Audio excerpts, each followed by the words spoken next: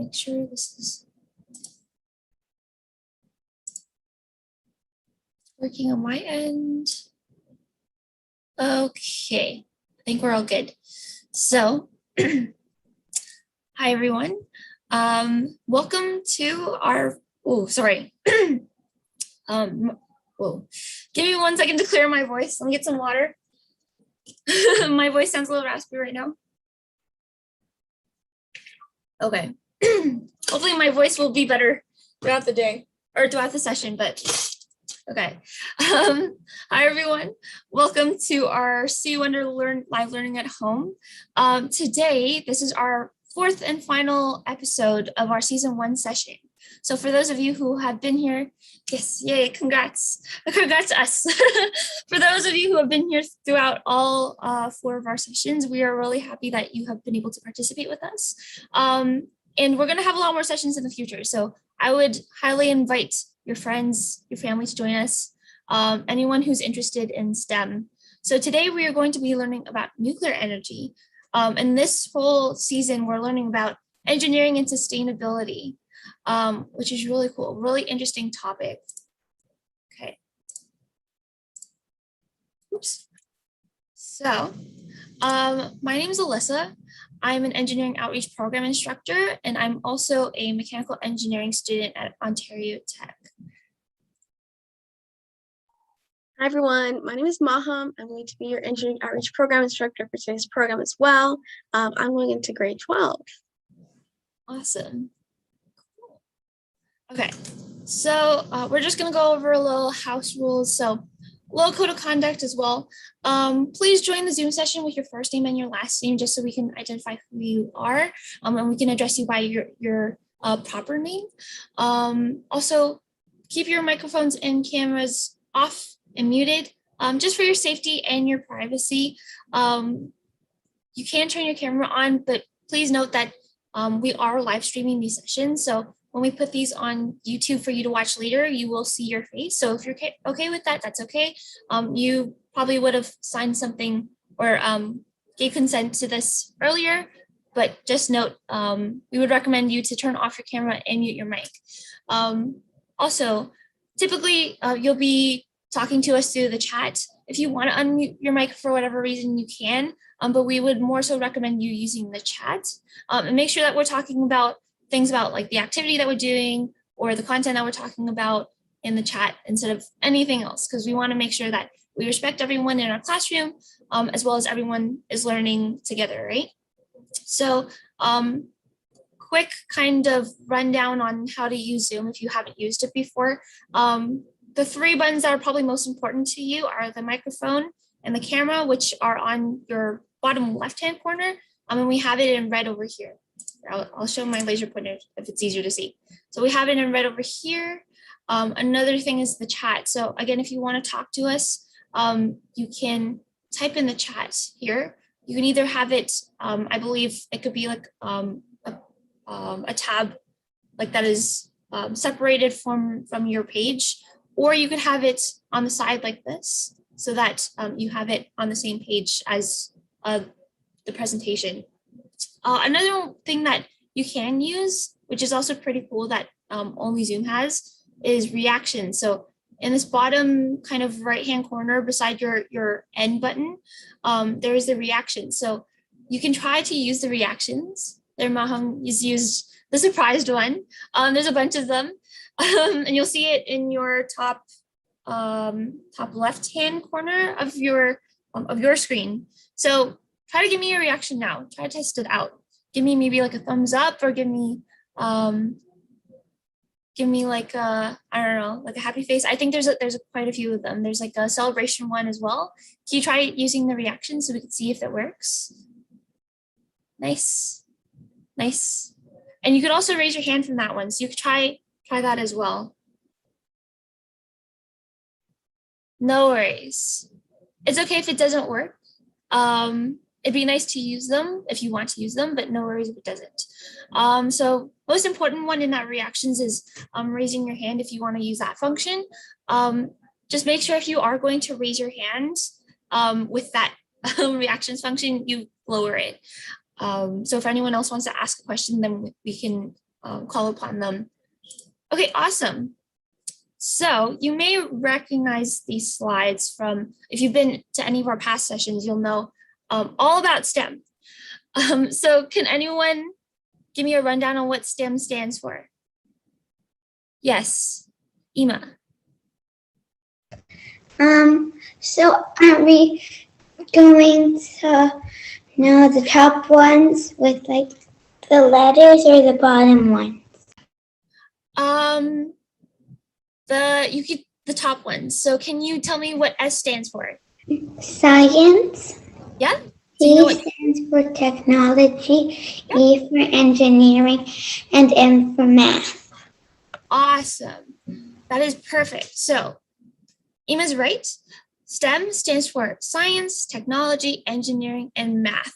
And the reason we have this acronym is because it kind of helps us to memorize or understand all of these different fields and how they connect.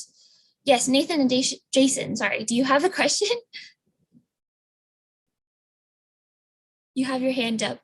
Do you have a question or something? No comment, no worries. If you can lower your hands, that would be great. If you don't have a question or any comments. But yeah, STEM is really cool because all of these different fields of study relate in some sort of way. So the science is understanding how the world around us works, and we understand through experimenting. Technology is a lot of the resources that you use every single day. For example, if you're calling us through a laptop or a tablet or even your phone, those are all forms of technology that we use to understand our worlds and science. I'll skip over to math because math is pretty cool as well. So in math, we use a lot of numbers and shapes and patterns to understand our world very similarly with science, but with science, we use experiments instead of these numbers and patterns. So together, engineering uses actually all of these fields of study, so science, technology, and math. And we use this knowledge to solve real world problems. So we can apply this knowledge to a lot of problems you see. For example, if we are walking to school one day and we're walking on the sidewalk and we see that there is a crack in the sidewalk and it's tripping a lot of people, we can use our knowledge of science, technology, and math to maybe solve that problem so that people aren't tripping on the sidewalk anymore. So really cool stuff. Again, you probably know this already, but it's good to review it always. Okay, so what is engineering?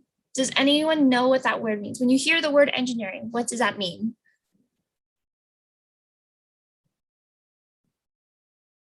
Yeah, exactly. We're just focusing on the STEM for today. So has anyone heard of the word engineering? Nice. Anyone else? Yeah. Maham's heard it. Nice. We got 2 people who've heard it before. 3, 4, 5. Awesome. 6. Sounds like most people have heard it before. Now, what is it? If you have heard of it, do you know what it is? You could type in the chat. Can you give me like a very, very quick explanation or description of what engineering is?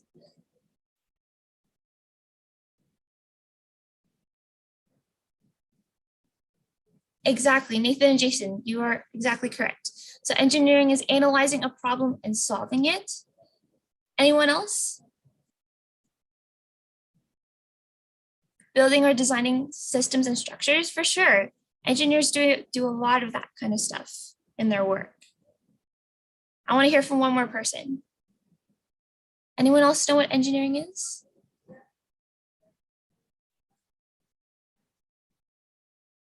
Designing, building, and testing the model to solve world problems. Exactly. These are all great answers. So you guys are totally correct. Engineers invent, design, build, test, and analyze things like machines and systems and structures, or even they build code, they program, and we use these kind of skills to solve problems, but we also have to consider things like cost and safety and practicality, just so we make sure that we build within, I guess, the constraints that we have, because obviously not everyone has all the money in the world.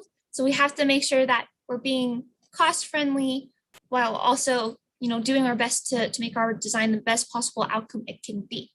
So here's another question I have. Do you know any types of engineering?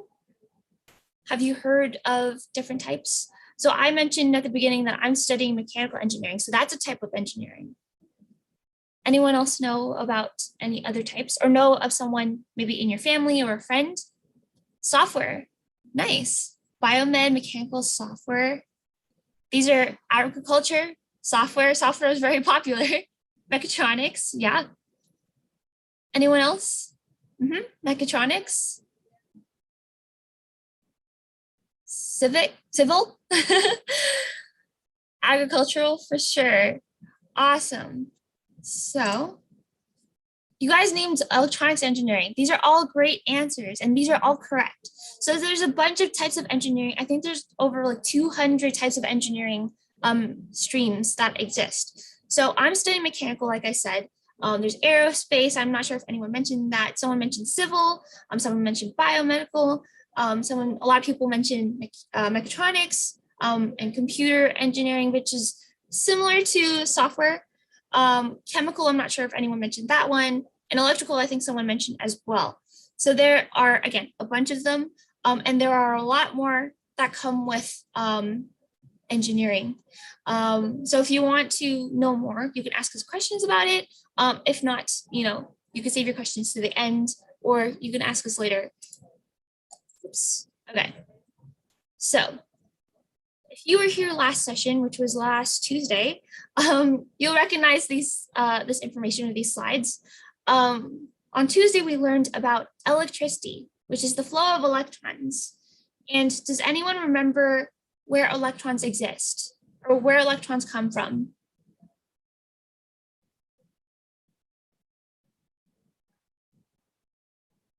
Starts with an A, and it's 4 letters. Where do electrons exist? Does anyone remember? Yes, atoms, exactly. So electrons kind of live in atoms. And if you guys remember, these electrons, there's 3 types of particles. You can see in our diagram here, in this nucleus, we have our neutrons and our protons, and they kind of just live in the nucleus and they don't do much. But the electrons, they kind of orbit around the nucleus. And you can see that we have 4 different atoms here, and they like to jump from orbit to orbit from different atoms. You can see this one's jumping over here. You can see this one's orbiting around now, and it can jump to the next one, and the next one, and the next one, and the next one. So, which is pretty cool stuff. But the one we want to focus on is the electron. And when it's jumping from atom to atom, the motion that it creates energy, and that creates electricity, which is really, really cool. And we use electricity in a lot of things. For example, again, your laptop probably uses electricity. The lights in your room probably use electricity too, and so on and so forth. So along with electricity, we learned about solar energy, which is the process where sunlight is used to generate thermal energy. So you might know that if you're in, it's summer right now, so this is very, very obvious to many people probably. But if you are standing near a window, what are photons? That's a good question. We'll address that very soon.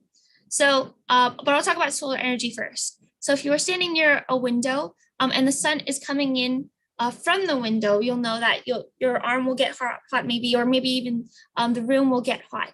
That is because of solar energy, because the energy from the sunlight allows your room to get hot or your arm to get hot if the sun's touching your arm. So that is solar energy. Something we also talked about are solar panels, and we talked about photons like you guys are mentioning.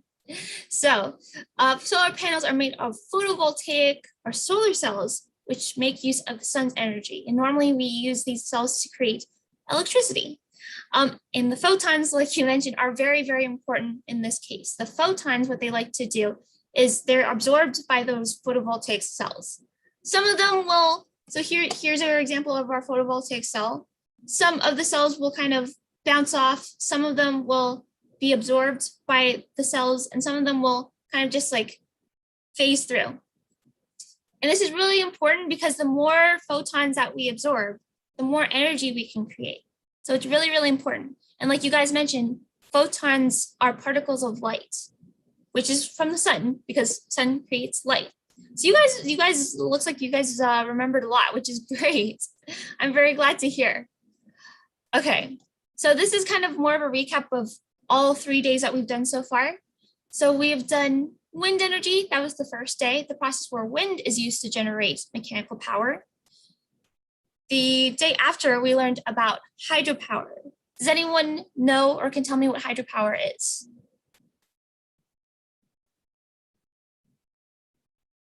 Anyone? Anyone who is there in the session or watched the session, does anyone know what hydropower is? Yes, Prathi. It's the process where moving water is used to generate mechanical power. Yes, exactly. That is a great answer. And Nathan and Jason's answer is great too. Hydropower is the energy of power from water. Nishi has another answer. Energy came from moving water. These are all correct. Great answers, everyone, and thank you for giving us your answers.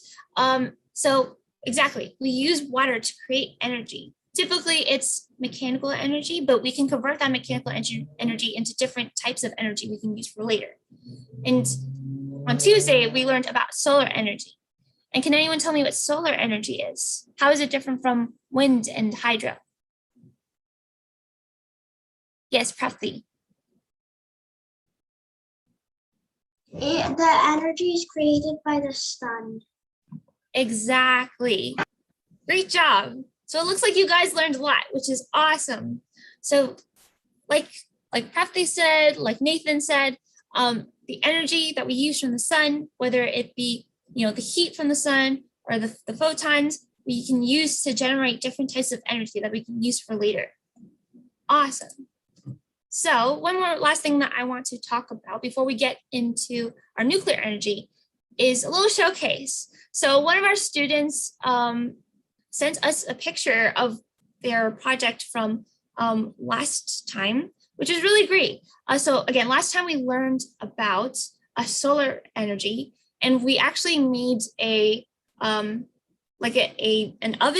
a sunlight oven, so that we can absorb the sun and we can roast marshmallows or create s'mores out of with the sun's light. So we can harness it and we can heat up our marshmallow or heat up our crayon, whatever we used. That's not embarrassing, it's great. So one of our students did a really good job making their project, and we want to display it because it looks amazing. So if anyone wants to show us their project from last time, we would love to see it. You can show us at the end if you have it done.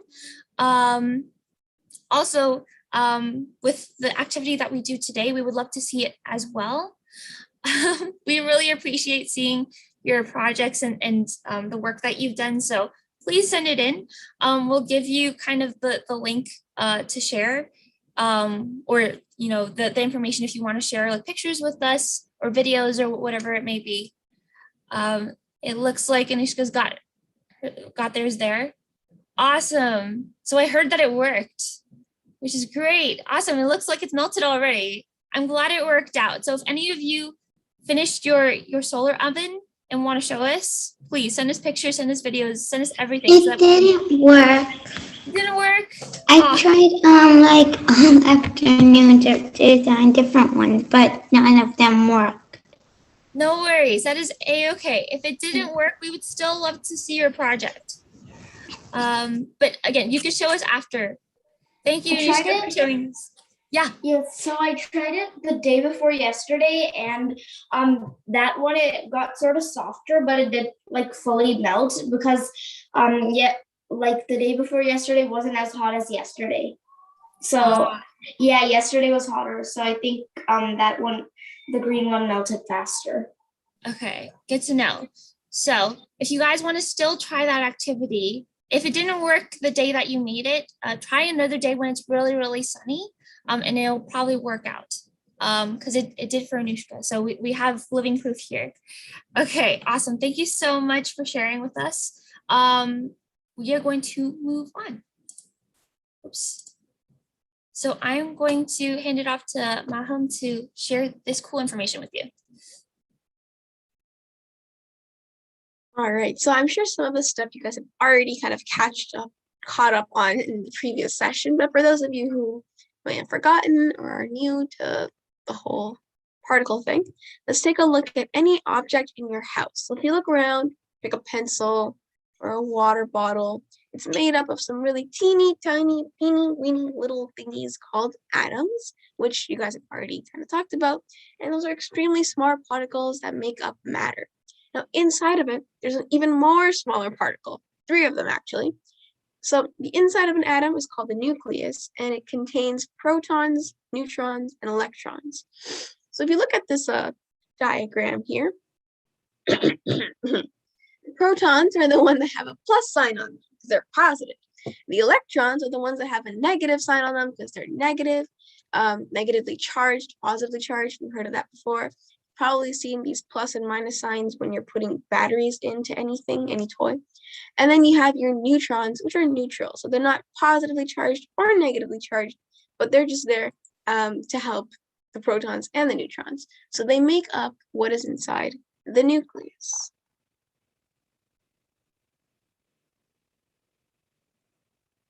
All right, so has anybody here ever heard of the periodic table of elements or heard of that song on YouTube about the periodic table of elements? Yes, Nishi says yes, Shruti says yes, I see Lisa nodding. Excellent. So, of course, we're all familiar with the periodic table of elements. And here's the thing. They are all chemical elements, right? They are matter or substance that contains only one kind of atom. So hydrogen is a chemical element. It is its only atom. Hydrogen, to be hydrogen, has its specific things, qualifications that it meets, which makes it different from helium. Now, for example, what are the qualifications, right? Atoms with 6 protons, so 6 plus signs, are atoms of the chemical element carbon. So they are the only ones that get to be called carbon, and none of the other ones get to be called carbon, right? Helium has 2 protons, so it's the only one that gets to be called helium. Chemical elements always have the same number of protons in each atom, and if they have different ones, then that means that they're not the same element, right?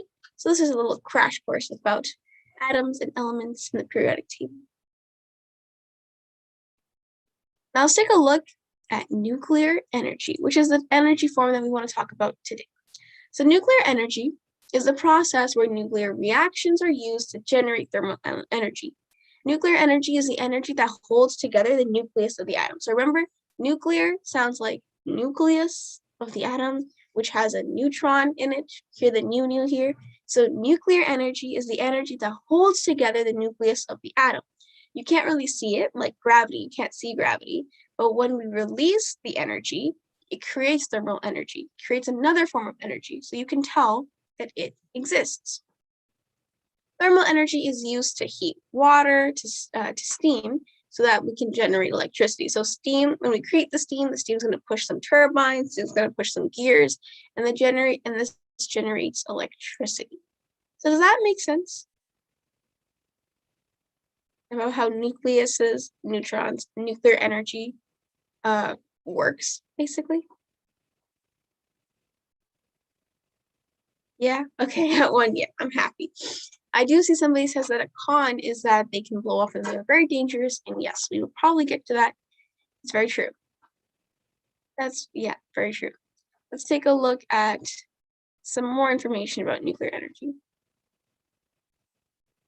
So this one is talking about nuclear fission. So what do you think? First, I want to ask you guys, what do you think the word fission means? Any ideas? Fission? Probably don't use it very often. I mean, I don't. What does fission mean?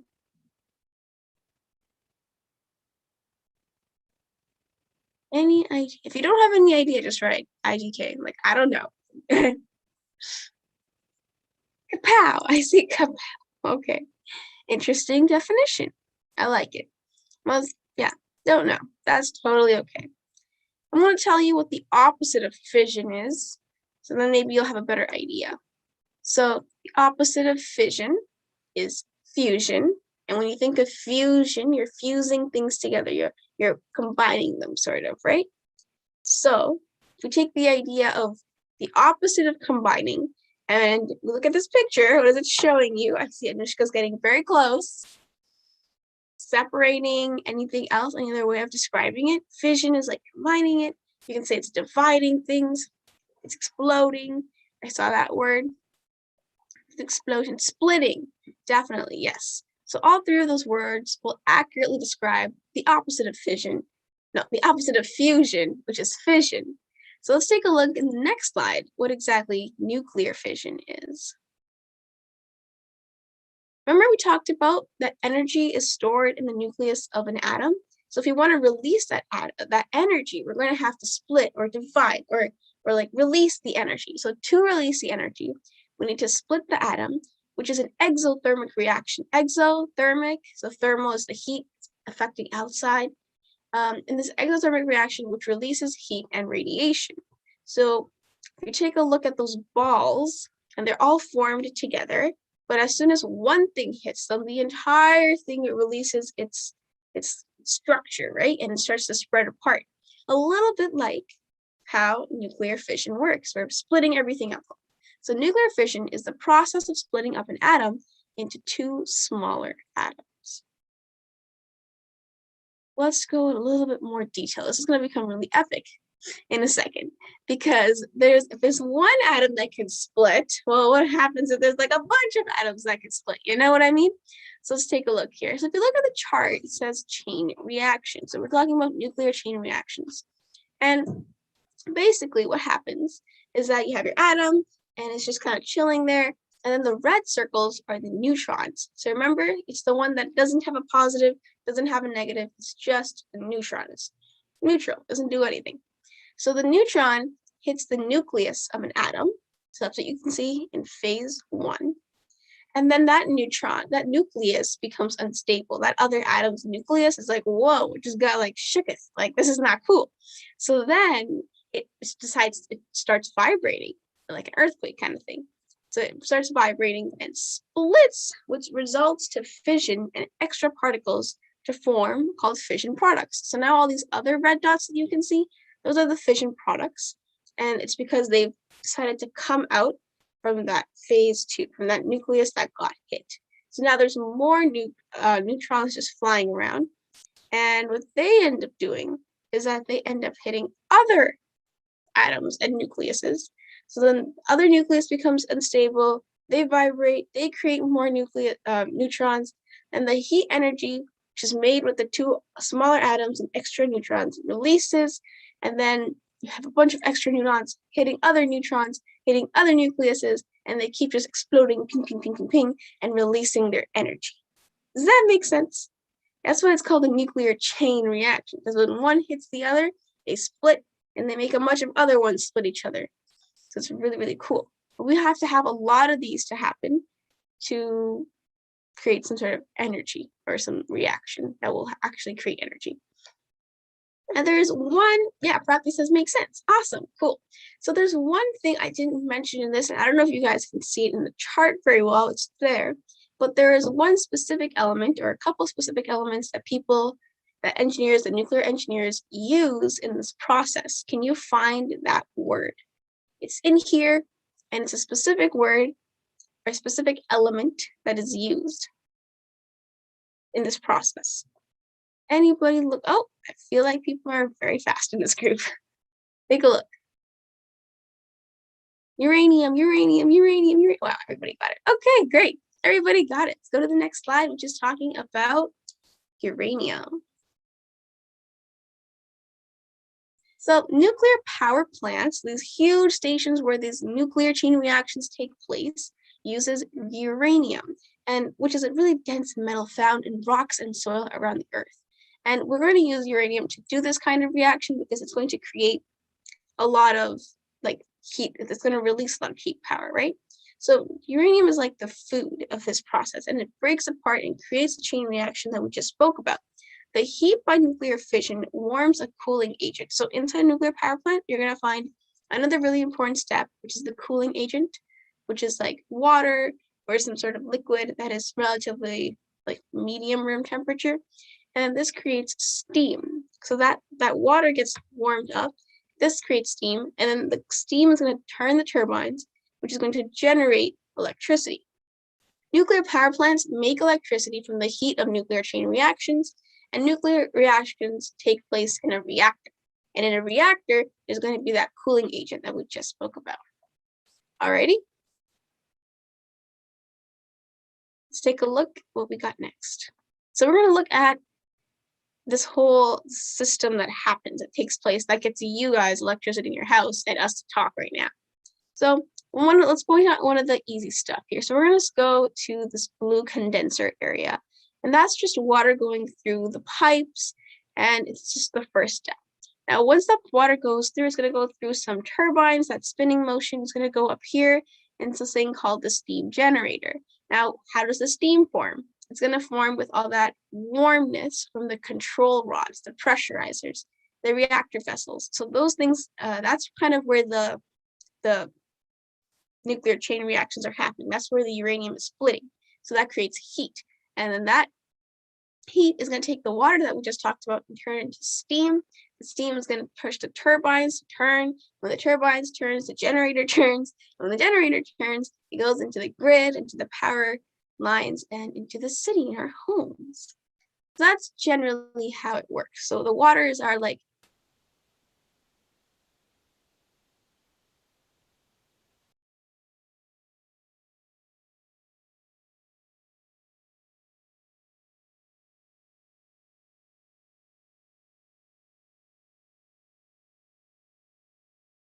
You're muted.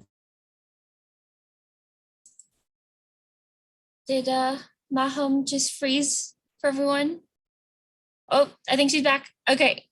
I think she's back. Nice. yeah, so we're just talking about how like all the water used in this process looks like it's being recycled and used over and over again, which is really great. But let's take a look at some examples of nuclear power plants in our area. Yeah, it's basically movement to create electricity. Yeah. So some of the nuclear power plants in our area, there's the Darlington Nuclear Generating Stations. This is the second largest nuclear power station in Canada, which is like, whoa, really cool, you know? There's also, I believe, OPG, but I'm not sure if that's the exact same one. They just have two names. Pickering Power Plant, yeah, that's another one. Now, the one next to it is really interesting. That's the Korea Nuclear Power Plant in Korea. This is the largest operating nuclear power station in the world. Crazy, right? Like, it's huge. And it has to create a bunch of electricity for the people that live there. And I think one of their point when creating this was that we need to make it the biggest and the bestest. So, you know what? They won in that competition. Now, nuclear energy, just like all other energies, has pros and cons. I see Nathan and Jason said, yep. Yeah. So nuclear energy has its pros and cons. The pros are there's no air pollution going on. Great. It produces a lot of electricity. There's a stable power source. So you don't have to worry about storing the source. You don't have to worry about going away like the sun does. And it has a really promising future energy supply. So we can always be sure that, yeah, we can probably improve the way that we use our energy, but it's definitely a good one to have. The consequences, however, is that it creates nuclear waste. For me, I think that's one of the biggest issues with nuclear energy. So nuclear waste is that once we destroyed that uranium atom and it destroyed other uranium atoms, you're still going to have particles and bits and pieces left that are radioactive. And radioactivity can be really harmful. You've probably heard that it's in your phones and laptops, it's in your microwave.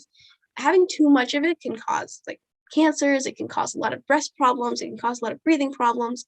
So what do they do with the nuclear waste? Sometimes they put it underground, deep down, but it's still there, right?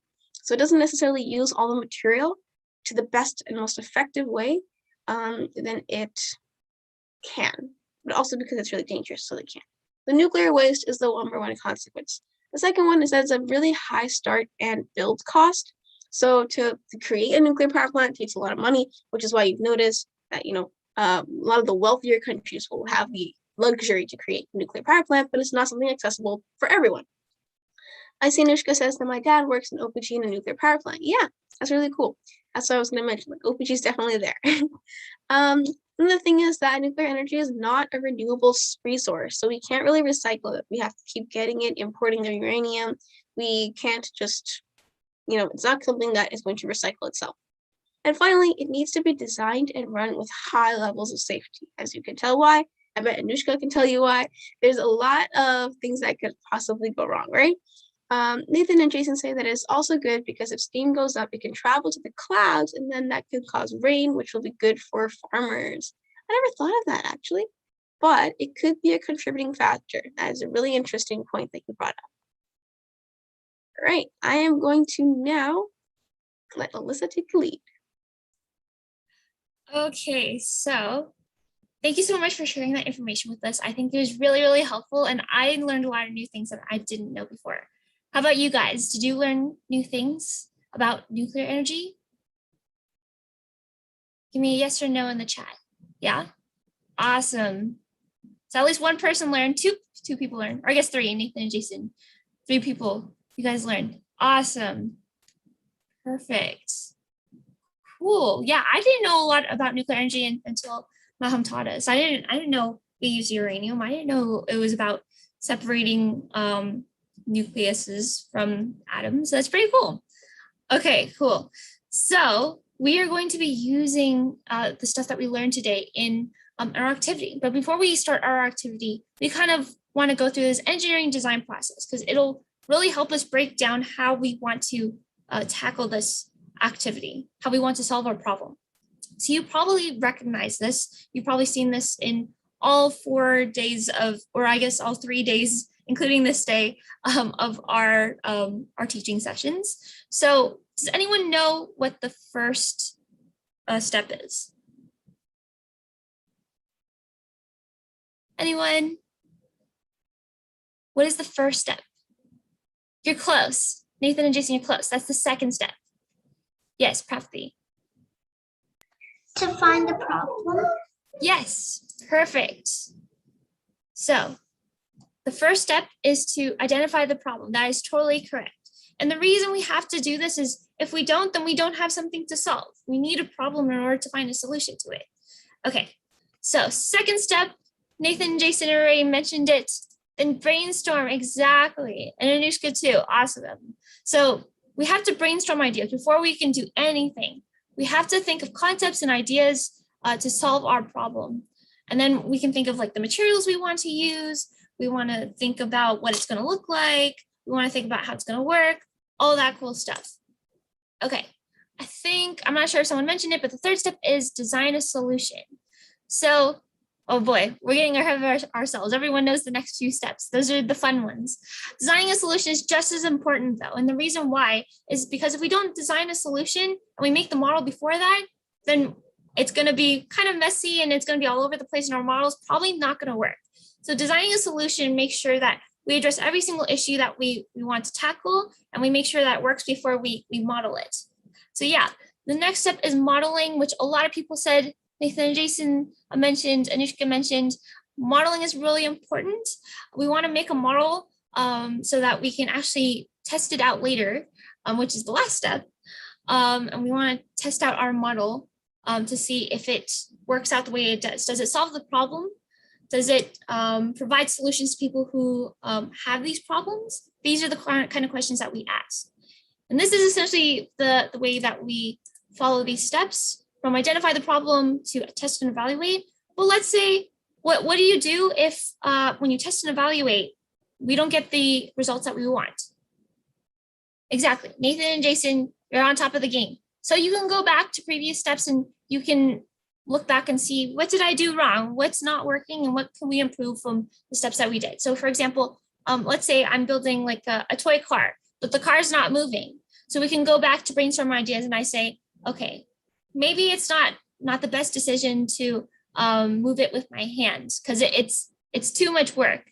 So let's say I'll use a remote instead. So then I'll implement that in my ideas. And then when I test and evaluate it, hopefully I'll get the result that I want. The car needs more atoms, potentially. Maybe that's it. Maybe I'm thinking the wrong way. Maybe there's another solution to this. Awesome. So here is our mission or our activities for today. So we want to help Homer create a chain reaction to understand nuclear fission. We learned about nuclear fission just now, so you guys should be pros at this. Okay, so we learned about our activity. What is our objective now? What do we have to do? Anyone can type in the chat. Let us know, what is our objective?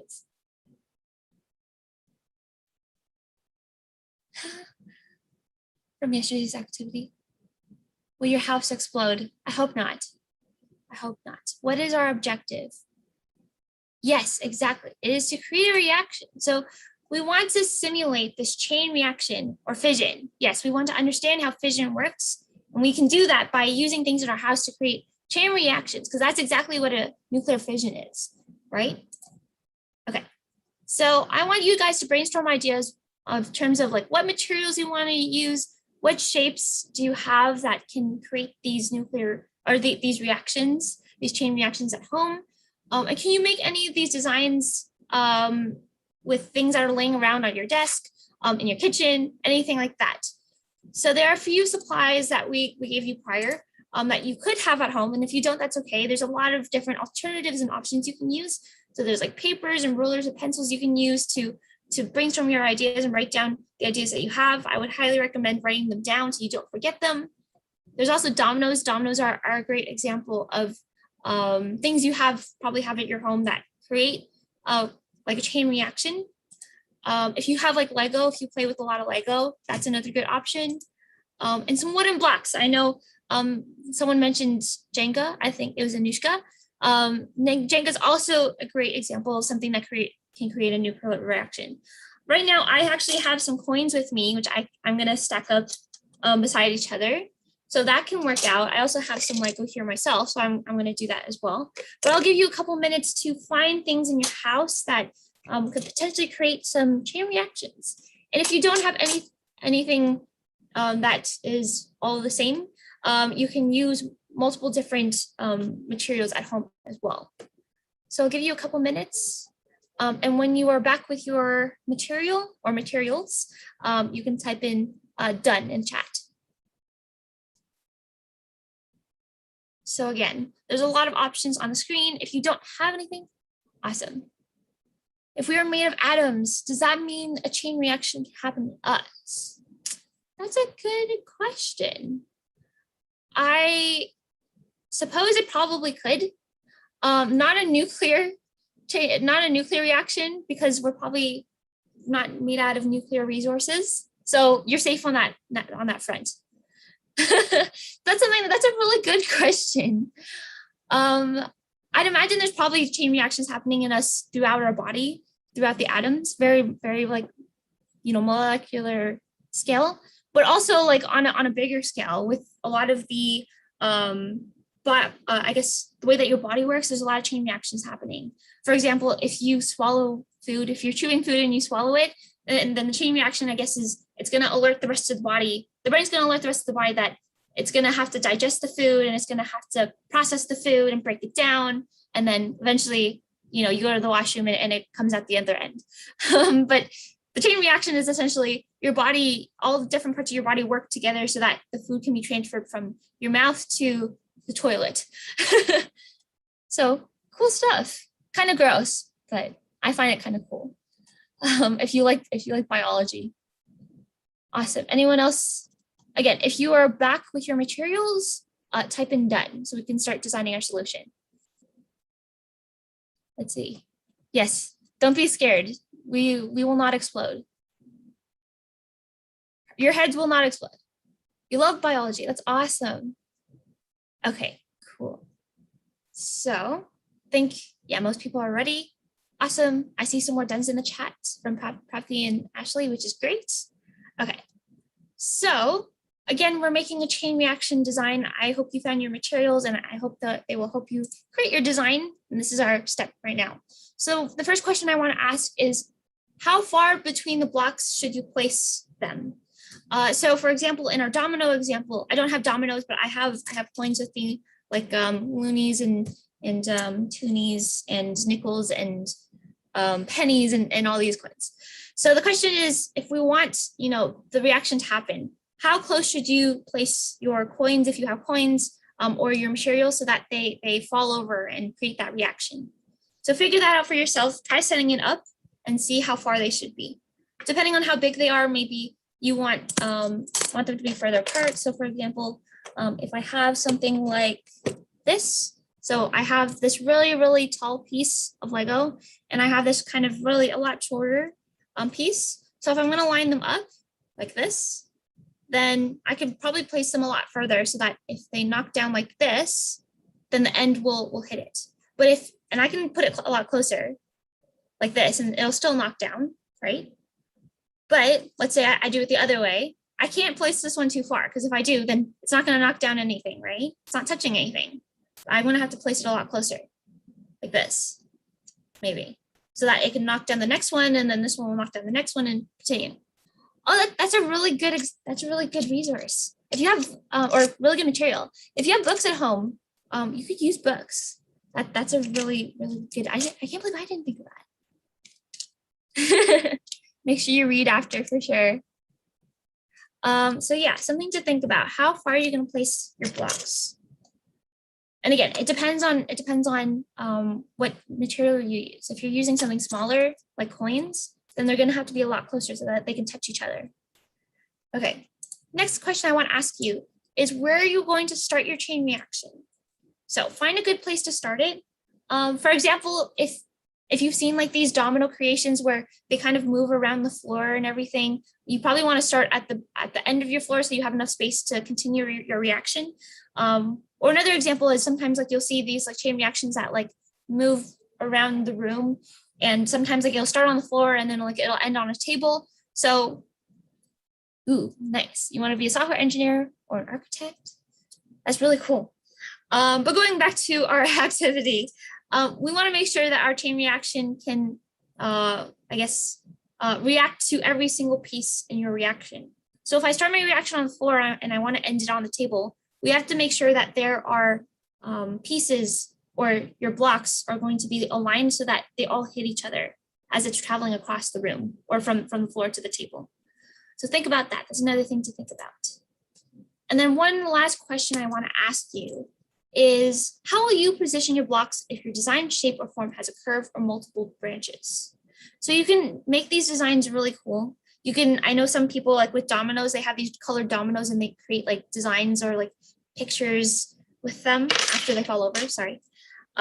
So if you want to do that, or if you want to make your design curve, how are you going to do that? What is some way that you can solve that problem if that's what you want to do with your design? So I will give you maybe a couple more minutes, maybe 5-ish minutes to create your design. I will do so as well. And then I will get back to you in terms of how that is going. Hopefully I can show you mine, but we will see. And hopefully this will take too long if I stand up all the coins. I have a feeling that coins are probably not the best option for creating chain reaction designs. I'm also curious what you guys use. Yeah, go ahead. Start on your design. Or we can move on to making a model. So start making your model, start designing your solution, and see how it goes. I'll give you a couple minutes to do that. And I know it's not a lot of time, so you can take time after the session to continue making your model. But I'm going to start mine right now. And I'm soon slowly realizing that loonies are very hard to stand up.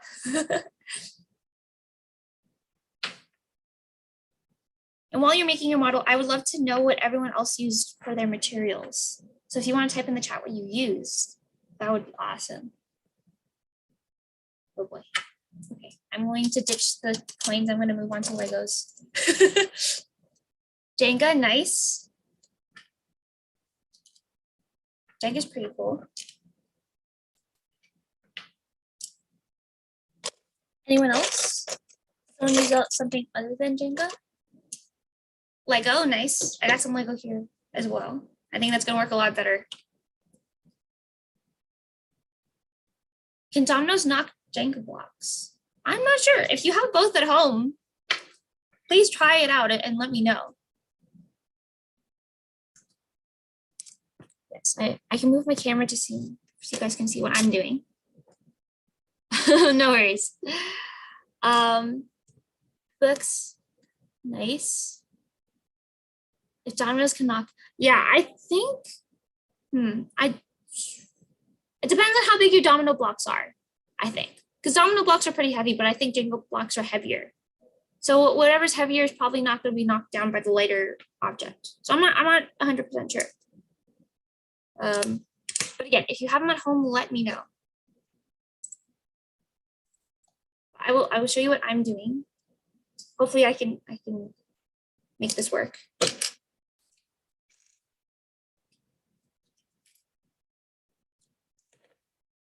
There's a benefit to having two little brothers.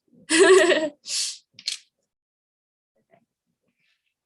think the thick pieces might not be okay. So let's see if I can stand up these pieces. Ooh, nice. Okay.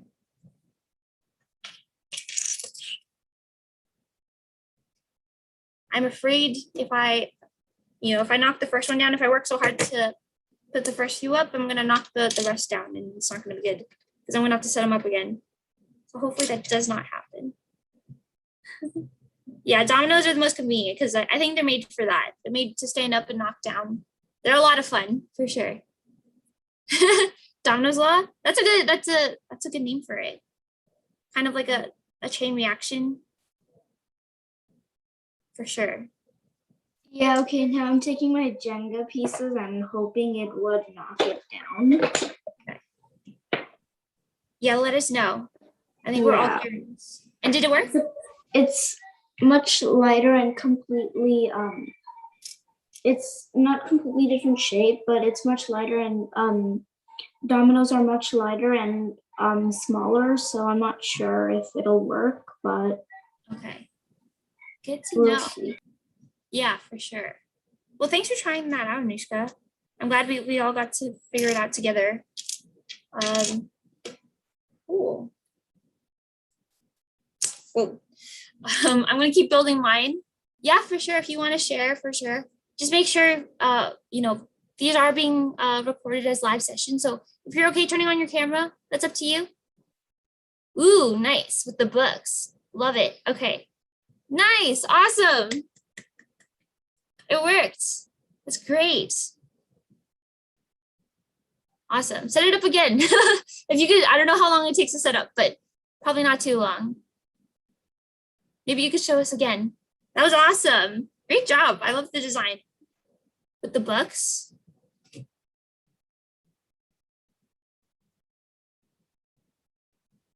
Nice. Awesome. Great job.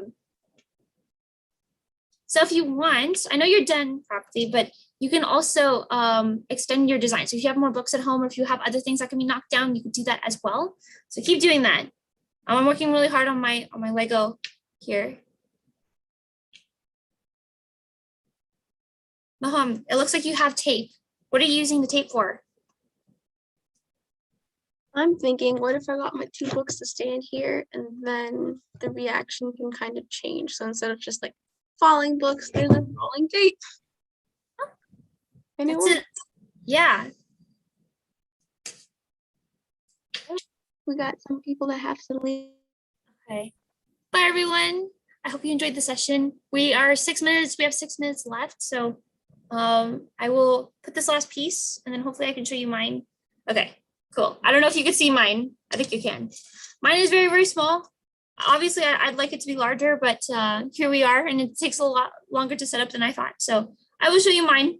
So I'm gonna see if mine works. Ready? Is everyone watching? 1, 2, 3. Nice. So it worked. So awesome. Mine worked. It looks like a couple people's worked. Not very. I guess not very hard, but there wasn't much going on. So I think I can improve this in many ways. But I will show you if you, I don't know if anyone used dominoes, but I'll show you a really cool video of a domino effect that someone has done. So you can see there's a chain reaction. So it starts at the start and you can see in slow-mo too, because slow-mo is always cool. And you can see that, here, I'll put my head here. You can see that when it hits the next one, it hits the next one and the next one and the next one and the next one. And you can see it creates a chain reaction. So it starts from the start and it keeps on going to the end. And you can see the last one's still standing. So until that last one gets hit with that force, then it will fall. There we go. So pretty cool stuff. Again, I think dominoes are probably the best material, but if you have anything else, that definitely works too. And we can watch it one more time. Okay, so for those of you who've tried it already, I would like you to test it. Well, you probably have, but if those of you who are still setting it up at the end, test it, push it down, see how it works. If you don't have, if it stops in the middle because pieces were too far, maybe that's something that you want to adjust. Another question that I want to ask here, I'll move my camera up because this is a little awkward positioning. Awesome, cool, it works. I'm glad to hear. So no worries, awesome, cool. One of the things that I want to ask you if you've tested this out is how long did it take for you to, for it to stop? So in the dominoes example, we can see that it took quite a few seconds for it to start and stop. I would say maybe like a good, is 20 seconds a good amount of time? Maybe like between 10 and 20 seconds. Okay, Nathan and Jason said we're about 4 seconds. Okay, so very, very quick. Awesome, cool. So you can kind of estimate, if you want to set it up again, you can actually time it and see how long it took. Another question is, if you tried it, did all of your blocks fall? Yes or no? Exactly. Dominoes and the Jenga don't work. Okay, good to know. So if I try it again, I won't use dominoes and Jenga. I'll just use one of the two. All of your blocks fell? Awesome. Cool. Nice. So for those of you who tried it out and it didn't work, or will try it out and it doesn't work, maybe think about how you space the blocks. Again, if you have taller blocks, it's going to be a lot easier to knock the next one over. But if you have very small blocks like these ones, then you have to place them a lot closer. So if they fall like just before, like let's say like they're falling and I don't need it because it's not touching. Again, something to think about. Now what I want you to do is you use one type of material. I think one person used Jenga, one person used books. Try using a different material and see how that works. Hopefully you can get the same outcome. But if you try something like with different sizes, like I did, like for example, these two are different sizes, you can see that you can have more options in terms of how you want your design to work. Also, please try curving it. That's another challenge you could try. It looks really cool because you can see it actually traveling when it like curves, or if you put it on different levels. Let's say like you have like a staircase of books off of your desk. You could do that as well. You curved? Nice. Note to self, I repeat, do not use Jenga as dominoes. The reason why is because when I I first knocked the dominoes down, and that worked out flawlessly. But when I knocked down the Jenga after the dominoes, it couldn't curve. Oh, okay. So do not use them if you're willing to make them look crazy, because all that hard work would not pay off. Okay, good to know. Yes. So thank you for sharing that with us. That is very, very, very, very helpful information. So for those of you who have Jenga and are using Jenga, maybe not the best idea to curve it and make crazy shapes and designs with it, because it's not going to work as well as something like dominoes or Lego or books. So awesome, thank you for that. Again, if it works, that's great. If it didn't work and the outcome wasn't what you wanted, maybe change something. Maybe there's something that you can improve on. Go back to the design process, look back at your ideas, maybe go back and at your design solution and see what went wrong and how you can improve that aspect. If you have more ideas, yeah, you have a question for sure. What's your question, Nathan and Jason? When atoms have been separated, Yep.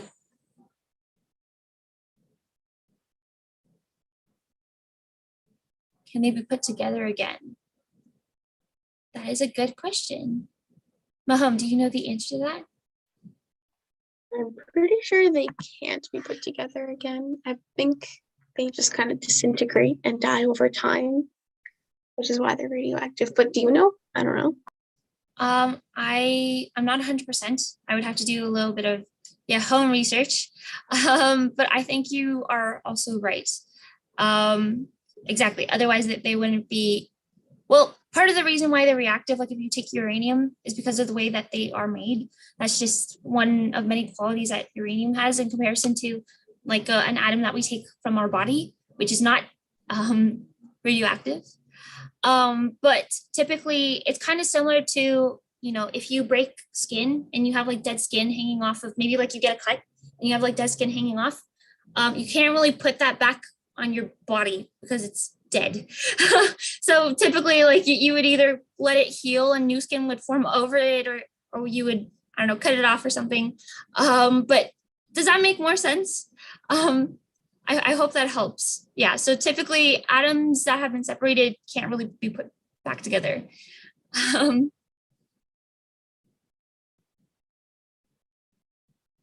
Awesome, no worries. Okay, yeah, if you have any questions that we can answer for you, that would be great. It is the end of the session, it is 10:02, so I'm going to stop the live stream, and no worries. I hope you guys have a great day. If you want to ask, again, stay back, you want to show us your designs, ask us any questions, feel free. We can also, here, I'll show you this slide. So if you have any questions, again, ask us. I keep on asking you for questions because we would love to answer them. Bye everyone who has to leave. And you can continue to register for our programs because we're gonna have a season 2 and a season 3 and a season 4. We would love for you to be there. But we are so glad to have you for this session. So bye everyone who has to leave. And if you want to show us your designs, go for it. Okay, so I also what was I gonna say? When are the other sessions? Yes, so the other sessions, I can give you the link to sign up for them.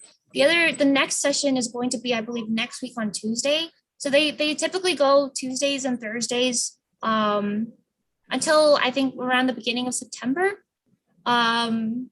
Is that right? Okay. Yeah, I think that's right. So again, I'll send you the link so that you can sign up for them if you want, because I know you really enjoyed these sessions. Yeah. Not all